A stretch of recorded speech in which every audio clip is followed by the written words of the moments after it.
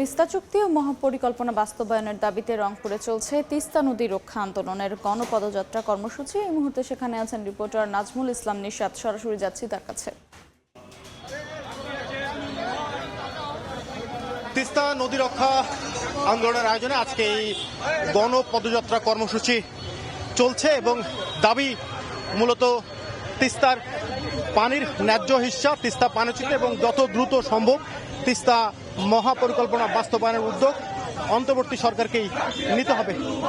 আপনি জানেন যে উত্তরের যে 5 জেলা রয়েছে, এই 5টি জেলা শুষ্ক মৌসুমে ভারতের একতরফা পানির প্রত্যাহারের ফলে যেমন মরুকরণের মুখে পড়ে, এখানকার কৃষি, জীববৈচিত্র্য এবং এই অঞ্চলের মানুষ যে সংকটে পড়েন, একই সাথে বন্যা মৌসুমে ভারত পানি ছেড়ে দেবার কারণে উত্তরের যে 5টি জেলা রয়েছে বন্যা, ভাঙ্গন, প্লাবনে বিধ্বস্ত হয়ে বলা যায় প্রতি বছর 1 লাখ কোটি টাকার ক্ষতির মুখে পড়েন। অসংখ্য মানুষ প্রতি বছর বাস্তুচ্যুত হচ্ছেন, ফসলি জমি হারাচ্ছেন, বসত ভিটা হারাচ্ছেন। সেই জায়গা থেকে দীর্ঘ সময়ে তিস্তা পাড়ের বাসিন্দারা আন্দোলন গড়ে তোলে তিস্তা মহাপরিকল্পনা বাস্তবায়ন।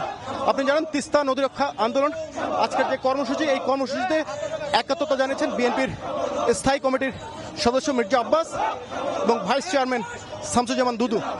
মির্জা আব্বাস তার বক্তব্যে যেটি বলেছেন, বিশ্বের একমাত্র প্রতিবেশী দেশ হয়তো ভারত যারা পানিকে মরণাস্ত্র হিসেবে ব্যবহার করছে এবং একই সাথে তিস্তার পানির ন্যায্য হিসার পাশাপাশি অভিন্ন যে 54টি নদীর পানি ভারত প্রত্যাহার করছে সেটির ন্যায্য হিসার দাবিও আজকে এই গণসমাবেশ থেকে জানানো হয়। এবং আপনাকে বলে রাখি, তিস্তা নদী রক্ষা আন্দোলন কিন্তু ধারাবাহিকভাবে এই কর্মসূচি পালন করছে। এর আগে ফেব্রুয়ারিতে টানা 48 ঘন্টা লাগাতার কর্মসূচি তারা পালন করেছে পানির ন্যায্য হিসেবে এবং তিস্তা মহাপরিকল্পনা বাস্তবায়নের দাবিতে। এবং আজকে যে গণপদযাত্রা, এই পদযাত্রা থেকে একটি মেসেজ দেওয়া হয়েছে, অন্তর্বর্তী সরকারকে যত দ্রুত সম্ভব তিস্তা মহাপরিকল্পনা বাস্তবায়নের উদ্যোগ নিতে হবে। তা না হলে তিস্তা নদী রক্ষা আন্দোলন যে কর্মসূচি সেটি চালিয়ে যাওয়া হবে এবং এর থেকেও কঠোর কর্মসূচি দেওয়া হবে।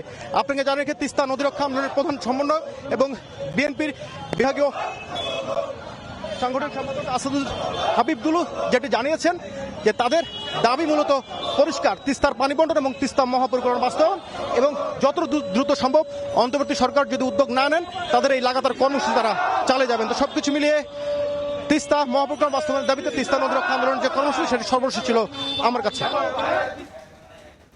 সরাসরি যুক্ত ছিলাম রংপুরে।